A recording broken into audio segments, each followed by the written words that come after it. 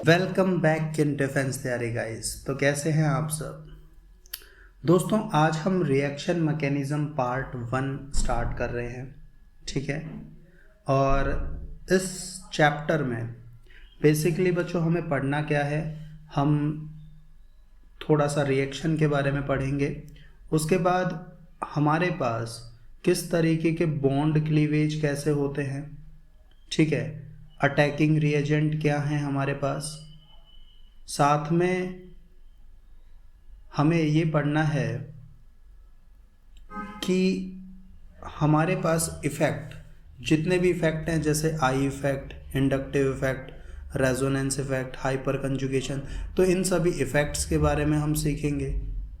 और उसके बाद हम पढ़ेंगे टोटोमेरिज्म, ठीक है। तो इस टॉपिक में हम ये सब यहाँ पे कवर करने वाले हैं। तो चलिए स्टार्ट करते हैं, ठीक है दोस्तों। माय डियर स्टूडेंट्स, करें स्टार्ट।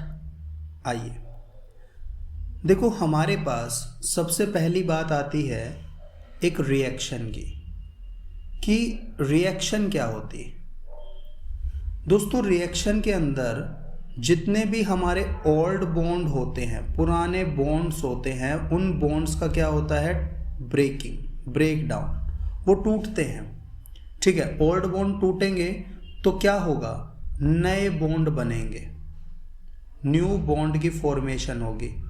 तो जब न्यू बॉन्ड बनते हैं, और इसी चीज़ को कहते हैं हम क्या, एक केमिकल रिएक्शन कहते हैं, ठीक है। अब जैसे कि मैंने कहा आपको कि यहाँ पे क्या होगा, ओल्ड बॉन्ड टूटेंगे। तो देखो मान लो मेरे पास एक था A bonded with B plus X bonded with Y। अब यहाँ पे ये दोनों जो बॉन्ड हैं मेरे, ये मेरे ओल्ड बॉन्ड हैं, राइट। अब क्या होगा, मैंने अभी अभी बताया कि भाई ओल्ड बॉन्ड टूटेंगे, तो लो जी मैंने तोड़ दिए। अब टूटने के बाद क्या होगा, नए बॉन्ड बनेंगे, ठीक है। तो यहाँ पे बन गया A bonded with X plus B bonded with Y। तो यानी कि यहाँ पे ये जो दो बॉन्ड नए बने, ये हमारे क्या है, न्यू बॉन्ड्स हैं, ठीक है, नए बॉन्ड है। अच्छा, अब देखो एक्चुअल में रिएक्शन मैकेनिज्म क्या होता है, ठीक है। जो हमारा चैप्टर है जिसमें हम पढ़ रहे हैं कि रिएक्शन मैकेनिज्म, देखो रिएक्शन मैकेनिज्म क्या होता है कि हमारा जो रिएक्टेंट है वो कितने रेट से ट्रांसफॉर्म हो रहा है प्रोडक्ट में, ठीक है। The rate of transformation of the reactant into the product is referred to as reaction mechanism. समझ में आई बात। दूसरी बात, अब यहाँ पे देखो, अगर मान लो कोई सबस्ट्रेट है, ठीक है, कोई सबस्ट्रेट है, ये सबस्ट्रेट एक ऐसा रिएक्टेंट है जो क्या करता है, जो सप्लाई करेगा कार्बन को नए बॉन्ड, न्यू बॉन्ड सप्लाई करेगा, ठीक है। और अदर रिएक्टेंट को भी, मतलब मान लो कोई और रिएक्टेंट भी है, तो ऐसे सबस्ट्रेट को हम क्या कहते हैं, रिएजेंट कहते हैं, ठीक है। अब हम बात करते हैं कि रिएक्शन मैकेनिज्म में क्या क्या कॉन्सेप्ट हम देखने वाले हैं, ठीक है। तो सबसे पहले हम देखेंगे बॉन्ड क्लीवेज को, इसके बाद हम देखेंगे अटैकिंग रिएजेंट्स को, इसके बाद हम देखेंगे रिएक्शन इंटरमीडिएट को, और लास्ट हम देखेंगे इलेक्ट्रॉनिक इफेक्ट्स, ठीक है। हम यहाँ पे इन 4 चीज़ों को पढ़ेंगे रिएक्शन मैकेनिज्म के कॉन्सेप्ट को समझने के लिए। तो देखो हमारे पास सबसे पहले आता है बॉन्ड क्लीवेज। और बॉन्ड क्लीवेज कितने तरह के होते हैं? एक्चुअली बेसिकली बच्चों बॉन्ड क्लीवेज हमारे दो तरह के होते हैं। सबसे पहला तरीका है हेट्रोलिटिकल क्लीवेज। सबसे पहला तरीका कौन सा है? हेट्रोलिटिकल क्लीवेज। क्लीवेज को आप फिजन भी बोल सकते हो। क्या बोल सकते हो? फिजन। ठीक है। तो जो हेट्रोलिटिकल क्लीवेज है ये क्या होता है? देखो, ये एक ऐसा क्लीवेज है जहां पे अनइक्वल डिस्ट्रीब्यूशन हो जाए। किसका? इलेक्ट्रॉन्स का। कब? जब बॉन्ड टूट रहा हो तब अनइक्वल डिस्ट्रीब्यूशन ऑफ इलेक्ट्रॉन्स, तो ऐसे क्लीवेज को हेट्रोलिटिकल क्लीवेज कहते हैं। अब अनइक्वल डिस्ट्रीब्यूशन अगर होता है इलेक्ट्रॉन्स का तो यहां पे क्या होता है बच्चों? आयंस की फॉर्मेशन होती है। ठीक है। इसी वजह से इस क्लीवेज को आयोनिक क्लीवेज के नाम से भी जाना जाता है। किस नाम से जाना जाता है? Ionic cleavage. देखो कैसे हुआ। मतलब कि मान लो आपके पास था कार्बन बॉन्डेड विद एक Z, कोई भी एलिमेंट है। ठीक है। अब देखो, जब भी बॉन्ड बनता है तो उसके पास 2 इलेक्ट्रॉन होते हैं। अब यहां पे क्या हुआ? मान लो इसके पास 2 कंडीशन है कि या तो कार्बन ने कोई भी बॉन्ड, मतलब कोई भी इलेक्ट्रॉन नहीं लिया, खाली रह गया, इसके पास कोई इलेक्ट्रॉन नहीं है, और ये दोनों के दोनों इलेक्ट्रॉन इस Z ने ले लिए। ठीक है।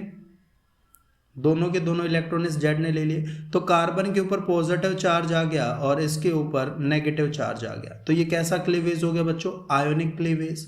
वहीं पे दूसरी कंडीशन ये हो सकती थी कि कार्बन हमारा क्या कर ले? दोनों इलेक्ट्रॉन अपने पास रख ले। तो कार्बन के पास इलेक्ट्रॉन आ गए और हमारे इस एलिमेंट Z के पास कोई इलेक्ट्रॉन नहीं आया, तो यहाँ पे इसके ऊपर कैसा चार्ज आ गया? पॉजिटिव चार्ज आ गया। तो ये दोनों जो एग्जाम्पल हैं, ये किसका एग्जाम्पल हो गया? आयोनिक क्लीवेज का। या ये कैसा फिजन हो गया? Heterolytic fission.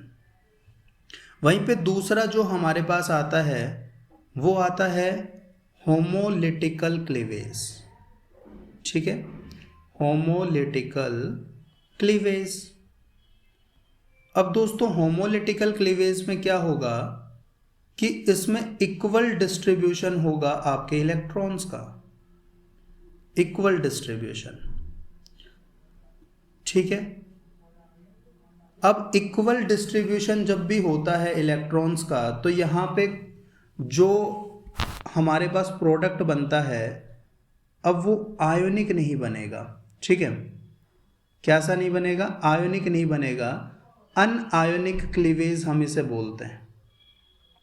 दूसरा, अब यहाँ पे इक्वल होगा तो आप समझ सकते हैं कि यहाँ पे एक एक इलेक्ट्रॉन लेंगे वो, तो वो कैसे बन सकते हैं? हमारे फ्री रेडिकल उन्हें बोलते हैं। अगर एक एक अनपेयर्ड इलेक्ट्रॉन लेंगे, अनपेयर्ड इलेक्ट्रॉन की स्पीसीज बनेगी, तो उनको क्या बोलते हैं? हम फ्री रेडिकल बोलते हैं। Free radical. और ऐसे क्लीवेज को अनआयोनिक क्लीवेज बोला जाता है। अनआयोनिक क्लीवेज। ठीक है। जैसे कि हम वापस से एक एग्जांपल ले लेते हैं। तो मैंने लिया यहाँ पे कार्बन कार्बन, और वापस से भाई इसके पास 2 इलेक्ट्रॉन थे, तो इन्होंने क्या किया? अब इन्होंने एक एक इलेक्ट्रॉन बांट लिया। ये बोला एक इलेक्ट्रॉन मेरे पास, दूसरा कहता है कि ठीक है 1 इलेक्ट्रॉन मैं लूंगा। भाई ले लिया इन्होंने। अब तुम देख रहे हो कि यहाँ पे एक ही इलेक्ट्रॉन है, वो भी अनपेयर्ड इलेक्ट्रॉन है, तो ये कार्बन का फ्री रेडिकल है। ठीक है।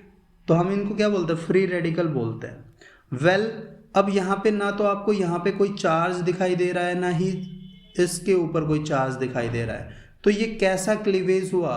This is my anionic cleavage. Am I right? Okay, आगे बात करते हैं। अच्छा, अब ये जो भी यहाँ पे देखो ये फ्री रेडिकल बना, ऊपर आपके पास यहाँ पे ये कार्बन आयन, ये कार्बोकैटायन, ये सारे आपके क्या हैं? ये सारे आपके रिएक्शन इंटरमीडिएट में आते हैं। किस में आते हैं? रिएक्शन इंटरमीडिएट में। खैर, रिएक्शन इंटरमीडिएट का हम अलग से कॉन्सेप्ट पढ़ेंगे। तो हमारे पास बॉन्ड क्लीवेज जो टॉपिक था वो हमारा यहीं पे समाप्त हो जाता है, क्योंकि हम बॉन्ड क्लीवेज में दो ही बातें पढ़ते हैं, या तो हमारे पास हेट्रोलिटिकल क्लीवेज होगा या फिर हमारे पास होमोलिटिकल क्लीवेज होगा। वहीं पे अब बात करते हैं अटैकिंग रिएजेंट की। तो हमारे पास दो तरह के क्या होते हैं दोस्तों, अटैकिंग रिएजेंट होते हैं। ठीक है, दो तरह के अटैकिंग रिएजेंट होंगे। सबसे पहले हम बात करते हैं नंबर 1 की, जो क्या है, इलेक्ट्रोफिलिक रिएजेंट। इलेक्ट्रोफिलिक रिएजेंट, या फिर हम इन्हें बोलते हैं इलेक्ट्रोफाइल्स।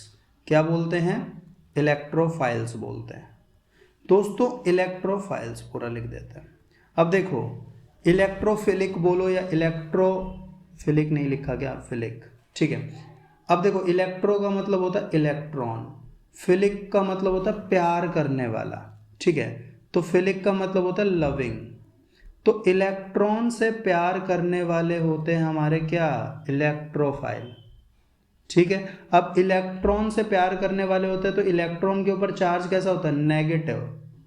तो ऑब्वियस सी बात है कि हमारे जो इलेक्ट्रोफाइल होंगे वो इलेक्ट्रॉन डेफिशिएंट होंगे, यानी कि इनको इलेक्ट्रॉन की ज़रूरत होगी तभी तो इलेक्ट्रॉन की तरफ भागेंगे, तभी तो कहेंगे कि हमें इलेक्ट्रॉन दे दो, इलेक्ट्रॉन से तभी तो प्यार करेंगे। M I right? तो जो नेगेटिव पार्ट होता है, जो रिएजेंट होते हैं, मतलब जो हमारे इलेक्ट्रोफाइल्स हैं, वो हमेशा नेगेटिव पार्ट की तरफ क्या करते हैं, अटैक करते हैं। या फिर हम ये कहें कि नेगेटिव पार्ट को क्या करते हैं, प्यार करते हैं, इलेक्ट्रॉन को प्यार करते हैं। इन्हीं को क्या कहते हैं, इलेक्ट्रोफाइल्स कहते हैं। अब इलेक्ट्रोफाइल्स आपके कैसे हो सकते हैं, या तो हो सकते हैं, देखो इलेक्ट्रॉन से प्यार करेंगे यानी कि खुद क्या होंगे, इलेक्ट्रॉन डेफिशिएंट, मतलब कि उनके ऊपर या तो पॉजिटिव चार्ज मिलेगा या फिर वो न्यूट्रल भी हो सकते हैं। कैसे हो सकते हैं, न्यूट्रल। अभी एग्जांपल देखते हैं। जैसा कि मैंने कहा कि या तो वो क्या होंगे, पॉजिटिवली चार्ज। अब पॉजिटिवली चार्ज इलेक्ट्रोफाइल की बात करें तो वो हो सकते हैं आपके, जैसे मान लो H positive, SO3H positive, NO positive, NO2 positive, X positive, ठीक है। जितने भी पॉजिटिव आपको दिखाई दे जाएं वो सारे आपके क्या हैं, इलेक्ट्रोफाइल्स। तो यहाँ पे मैंने कुछ एग्जाम्पल लिख दिए, ये सारे आपके क्या होते हैं बच्चों, इलेक्ट्रोफाइल होते हैं, पॉजिटिवली चार्ज इलेक्ट्रोफाइल। वहीं पे हमारे पास न्यूट्रल इलेक्ट्रोफाइल्स भी हो सकते हैं। अब न्यूट्रल इलेक्ट्रोफाइल की अगर मैं बात करूं तो यहाँ पे जो सेंट्रल एटम होगा वो बेचारा इलेक्ट्रॉन डेफिशिएंट होगा, उसके पास इलेक्ट्रॉन की क्या होगी, कमी होगी, ठीक है। अब जितने भी हमारे पास लेविस एसिड हैं, ऑल लेविस एसिड क्या होते हैं हमारे पास, न्यूट्रल इलेक्ट्रोफाइल होते हैं, ऑल लेविस एसिड। जैसे कि आप देख लो BF3, aluminium chloride, SO3, zinc chloride, beryllium chloride, SnCl2, CO2, SnCl4 etcetera. यहाँ पे अगर आप किसी भी सेंट्रल एटम को देखोगे तो हर एक सेंट्रल एटम बेचारा क्या है, इलेक्ट्रॉन डेफिशिएंट है। इसके अलावा हमारे पास जितने भी, जैसे कि फ्री रेडिकल की अगर मैं बात करूं, कार्बीन्स की अगर मैं बात करूं, नाइट्रीन्स की अगर मैं बात करूं, तो ये सारे के सारे क्या हैं, ये सारे के सारे मेरे इलेक्ट्रोफाइल हैं। अब सवाल आता है कि फ्री रेडिकल क्या होता है, कार्बीन्स क्या होते हैं, नाइट्रीन्स क्या होते हैं, तो ये हम सीखेंगे। अभी रिएक्शन इंटरमीडिएट पढ़ने वाले हैं तो वहाँ पे हम इनके बारे में जानेंगे, ठीक है। तो आई होप आप समझ गए होंगे कि हमारे जो इलेक्ट्रोफाइल हैं वो दो तरह के हो सकते थे, पॉजिटिवली और न्यूट्रल, और वो हमने यहाँ पे देख भी लिए। इसके बाद जो दूसरे टाइप के हमारे पास बात आती है कि दूसरे टाइप के क्या होते हैं, क्या चीज़, अटैकिंग रिएजेंट। तो दूसरे टाइप के होते हैं न्यूक्लियोफिलिक, न्यूक्लियोफिलिक रिएजेंट, यानी कि इनको हम क्या बोलते हैं, न्यूक्लियोफाइल्स बोलते हैं, न्यूक्लियोफाइल्स। अब देखो इसके अंदर दो टर्म्स आ गई, एक तो न्यूक्लियो और एक फाइल्स। तो न्यूक्लियो का मतलब होता है न्यूक्लियस, और फाइल्स का मतलब तो प्यार करना ही होता है ना। तो न्यूक्लियस से प्यार करने वाले, न्यूक्लियस लविंग आपके क्या होंगे, न्यूक्लियोफाइल्स होंगे। अब देखो न्यूक्लियस कैसा होता है, हमारा पॉजिटिव पार्ट होता है। तो ये वो अटैकिंग रिएजेंट हैं जो पॉजिटिव पार्ट की तरफ उनके ऊपर अटैक करते हैं, या फिर लव्स न्यूक्लियस। ठीक है, कोई दिक्कत नहीं है। अब हमारे पास सवाल आता है कि ये जो न्यूक्लियोफाइल हैं ये कैसे होते हैं। तो भाई न्यूक्लियोफाइल खुद क्या होंगे, अगर ये पॉजिटिव पर अटैक कर रहे हैं तो खुद कैसे हो सकते हैं, नेगेटिव होंगे। ठीक है, दूसरी चीज, या फिर इनके पास लोन पेयर प्रेजेंट होंगे, सही बात है, लोन पेयर ऑफ इलेक्ट्रॉन हो सकते हैं, या फिर इनके पास पाई इलेक्ट्रॉन्स हो सकते हैं। तो आपके न्यूक्लियोफाइल इन टाइप के होते हैं। चलो देख लेते हैं कैसे कैसे। मैंने पहला बताया कि अगर होंगे या तो होंगे क्या, नेगेटिवली चार्ज। तो नेगेटिवली चार्ज के कोई भी एग्जांपल आप देख सकते हो, जैसे मान लो मैंने लिखा H negative, OH negative, OR negative. ठीक है, आप जितने भी नेगेटिव वाले देखते हैं वो सारे के सारे क्या हैं, वो सारे के सारे क्या हैं, नेगेटिवली चार्ज्ड न्यूक्लियोफाइल होते हैं। M I right. तो यहाँ पे मैंने कुछ एग्जाम्पल लिख दिए। इसके अलावा अगर मैं बात करूं नेक्स्ट की, भाई जितने भी हमारे पास लेविस बेस हैं वो सारे के सारे क्या होते हैं, वो सारे के सारे न्यूक्लियोफाइल्स होते हैं। अब लेविस बेस वो क्या कंटेन करेंगे, लोन पेयर मिलेगा उन पे, या फिर पाई इलेक्ट्रॉन्स मिलेंगे। जैसे कि आप देख रहे हो वाटर, अब वाटर के पास क्या है, लोन पेयर है। आप एल्कोहल को ले लो, एल्कोहल के पास क्या है, लोन पेयर है। आप अमोनिया ले लो, अमोनिया के पास भी लोन पेयर है। आप ऐसे ही इथीन ले लो, अब इथीन के पास क्या है, पाई बॉन्ड है, पाई इलेक्ट्रॉन्स हैं।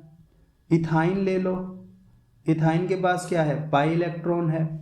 और भी एग्जांपल आप ले सकते हो, जैसे कि आपने मान लो R3N ले लिया, तो नाइट्रोजन के पास क्या है, लोन पेयर है। ठीक है, इसके अलावा अब देखो मैं कुछ एग्जाम्पल और लिख रहा हूं, जैसे कि मैंने लिखा R स्टार MgX, ठीक है, ग्रिग्नार्ड रिएजेंट। इसके अलावा मैंने लिखा लिथियम एल्यूमिनियम हाइड्राइड, इस H के ऊपर मैंने स्टार बनाया। वहीं पे मैंने लिखा NaBH4, तो यहाँ पे फिर से H के ऊपर स्टार बनाया। अब सवाल आता है कि मैं स्टार क्यों बना रहा हूं, तो ये ध्यान रखें जिन जिन के ऊपर मैंने स्टार बनाया है ये स्टार इंडिकेट कर रहा है क्या, कि ये जो एटम है ये डोनेट कर सकते हैं अपने इलेक्ट्रॉन्स को। तो ऑब्वियस सी बात है कि जो हमारे न्यूक्लियस होते हैं वो इलेक्ट्रॉन डोनेट कर सकते हैं, क्योंकि उनके पास एक्स्ट्रा क्या होते हैं, इलेक्ट्रॉन्स होते हैं। इसके बाद हमारे पास बात आती है नेक्स्ट, कि हमारे जो न्यूक्लियोफाइल हैं वो एम्बीडेंट भी हो सकते हैं। कैसे हो सकते हैं, एम्बीडेंट न्यूक्लियोफाइल, यानी कि ऐसे न्यूक्लियोफाइल जिनके पास दो साइट होती है। इलेक्ट्रॉन रिच सेंटर की कितनी साइट होती है, दो साइट होती है, यानी कि वो दोनों तरफ से क्या कर सकते हैं, इलेक्ट्रॉन दे सकते हैं। लेकिन अटैच एक ही साइड से होंगे और जिस साइड से होंगे वहीं से वो क्या देंगे, इलेक्ट्रॉन देंगे। अब यहाँ पे हमारे पास दो एटम भी हो सकते हैं, दो से ज्यादा एटम भी हो सकते हैं, जो क्या करेंगे, लोन पेयर ऑफ इलेक्ट्रॉन होंगे उनके पास। ठीक है, फॉर एग्जाम्पल की अगर मैं बात करूं तो जैसे कि मैंने कहा K positive, O negative, N double bond O। इसके अलावा मैंने लिया NH2OH। इसके अलावा मैं एक और एग्जांपल ले लूं तो मैंने ले लिया Na positive, C negative, triple bond nitrogen CN। ठीक है, तो दोस्तों ये सब हमारे पास क्या हो गए, ये सब हमारे पास न्यूक्लियोफाइल्स हो गए। अब इसके बाद हमारे पास बात आती है रिएक्शन इंटरमीडिएट की, ठीक है, रिएक्शन इंटरमीडिएट। अब देखो रिएक्शन इंटरमीडिएट हमारे कुछ टाइप्स के होते हैं, जैसे कि सबसे पहले हम बात करेंगे कार्बोकैटायन के बारे में, ठीक है। अब जो हमारे कार्बोकैटायन होते हैं, देखो कैटायन का मतलब होता है पॉजिटिव पार्ट, ठीक है, यानी कि ऐसे कार्बन जिसके ऊपर पॉजिटिव चार्ज प्रेजेंट होता है वो हमारे क्या कहलाते हैं, कार्बोकैटायन कहलाते हैं। अब पॉजिटिव चार्ज आने का मतलब तो ये हो गया कि ये हमारे इलेक्ट्रॉन डेफिशिएंट हैं, इलेक्ट्रॉन की इनके पास क्या है, कमी है। तो जिनके पास इलेक्ट्रॉन की कमी होती है वो कैसे बिहेव करते हैं, इलेक्ट्रोफाइल की तरह। तो कार्बोकैटायन मेरे इलेक्ट्रोफाइल होते हैं और हमेशा इलेक्ट्रॉन रिच वाली साइट पे क्या करेंगे, अटैक करेंगे।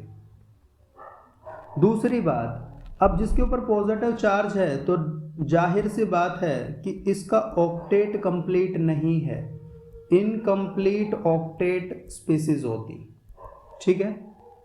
इनके जो आउटर मोस्ट शेल देखोगे उसमें सिर्फ 6 ही इलेक्ट्रॉन आपको दिखाई देंगे, और 6 इलेक्ट्रॉन हैं तो इसका मतलब ऑल इलेक्ट्रॉन्स आर पेयर्ड, सभी इलेक्ट्रॉन्स क्या होंगे, पेयर होंगे।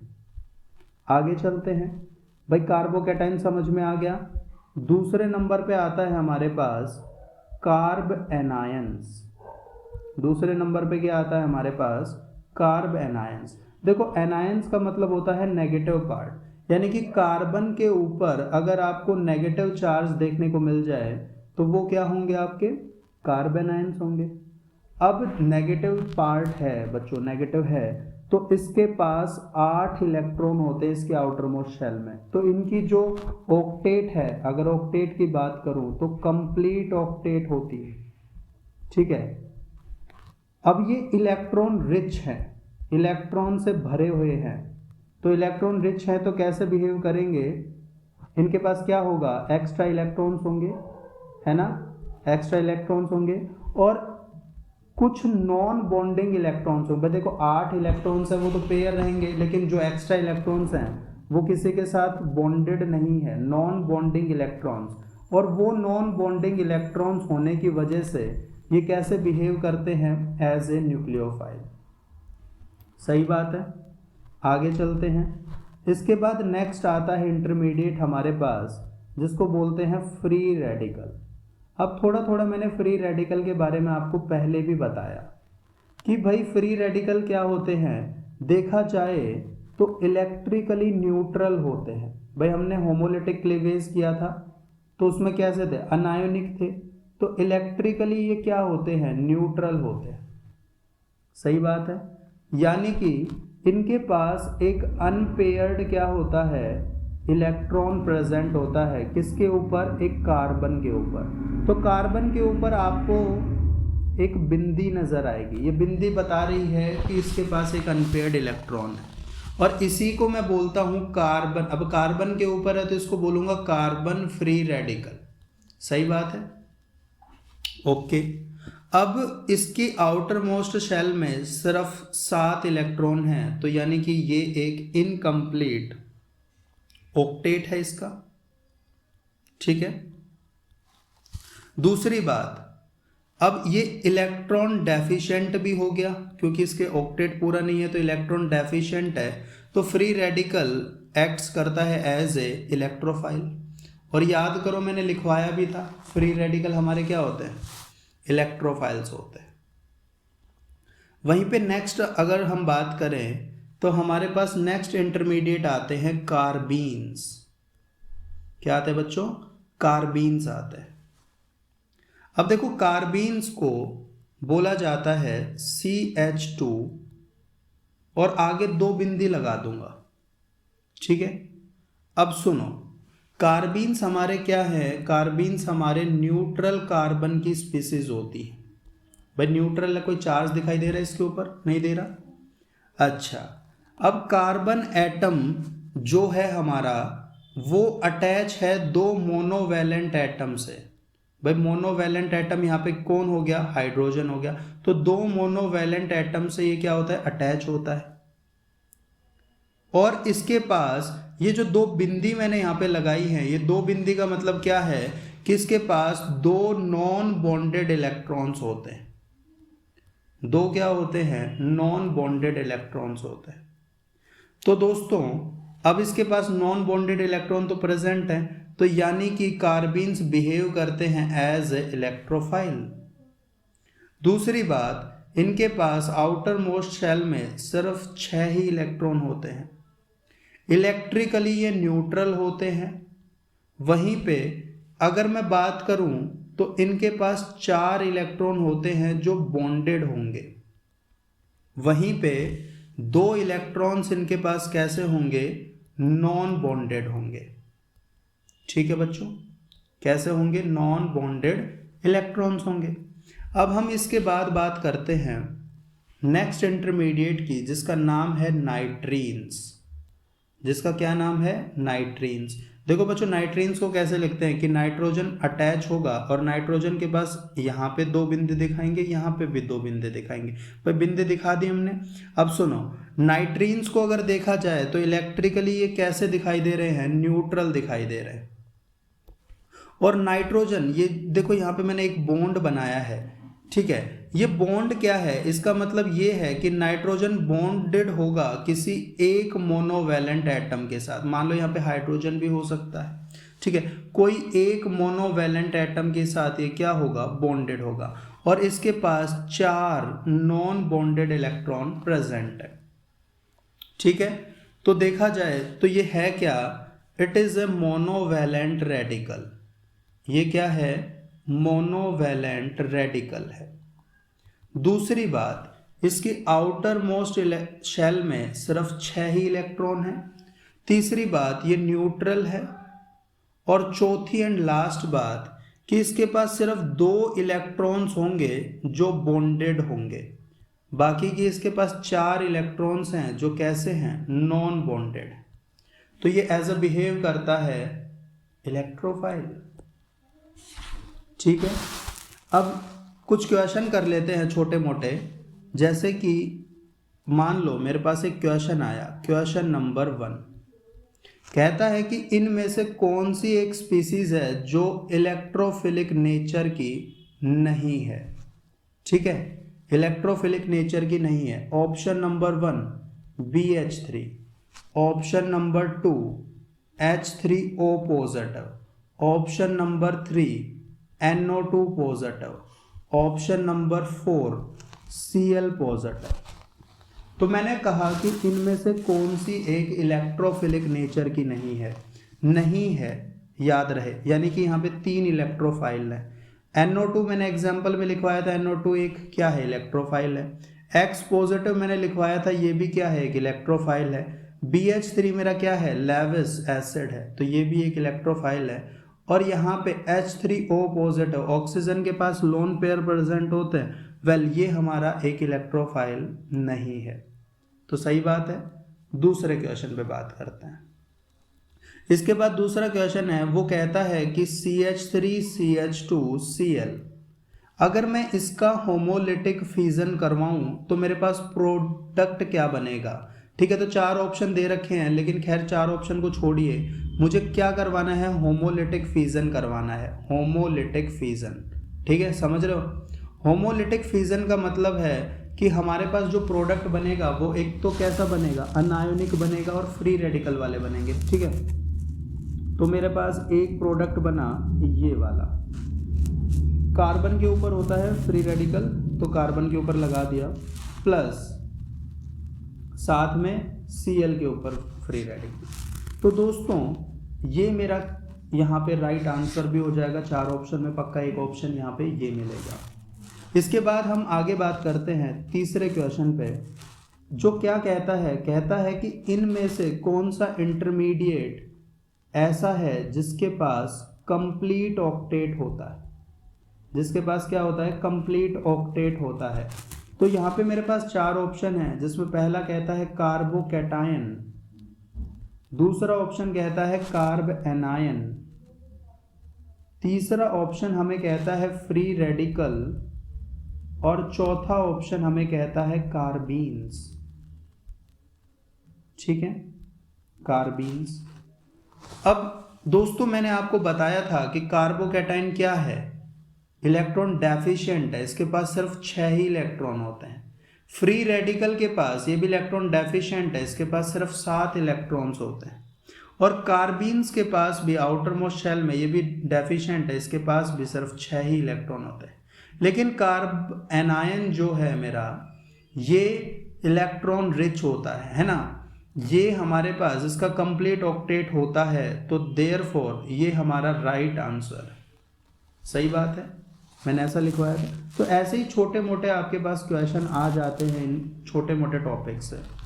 अब बच्चों हम नेक्स्ट वीडियो में सीखेंगे इलेक्ट्रॉनिक इफेक्ट, जिसमें हम inductive effect, mesomeric effect, hyper conjugation और इलेक्ट्रोमेरिक इफेक्ट के बारे में सीखेंगे। ठीक है, तब तक के लिए आप प्लीज़ चैनल को पहले तो लाइक और सब्सक्राइब कर दो ताकि आपके पास, और वो बेल नोटिफिकेशन को ऑन कर दो ताकि आपको हमारी हर एक वीडियो मिलती रहे। ठीक है, थैंक यू सो मच।